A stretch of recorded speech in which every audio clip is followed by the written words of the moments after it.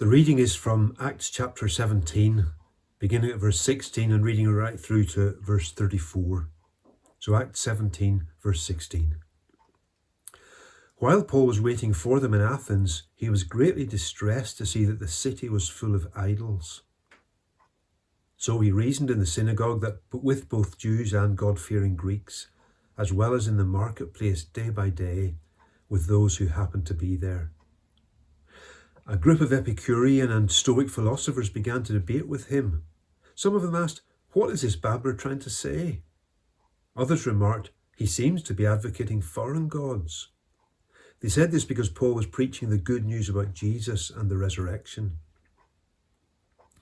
Then they took him and brought him to a meeting of the Areopagus, where they said to him, "May we know what this new teaching is that you're presenting? You're bringing some strange ideas to our ears, and we'd like to know what they mean." All the Athenians and the foreigners who lived there spent their time doing nothing but talking about and listening to the latest ideas.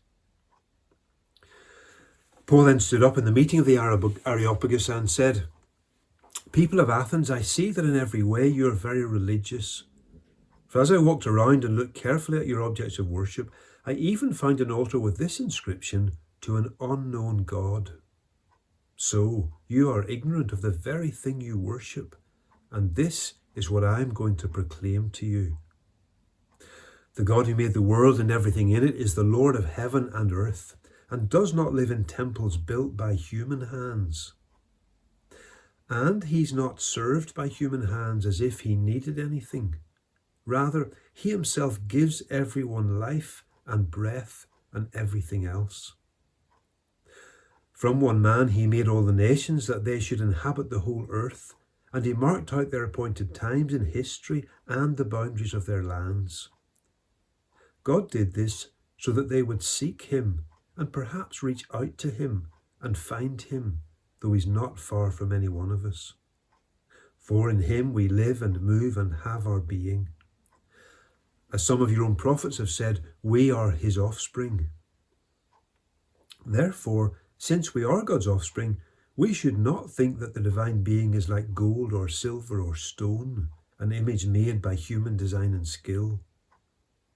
In the past, God overlooked such ignorance, but now he commands all people everywhere to repent. For he has set a day when he will judge the world with justice by the man he has appointed. He's given proof of this to everyone by raising him from the dead." When they heard about the resurrection of the dead, some of them sneered, but others said, "We want to hear you again on this subject." At that, Paul left the council.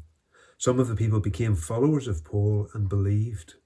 Among them was Dionysius, a member of the Areopagus, also a woman named Damaris, and a number of others.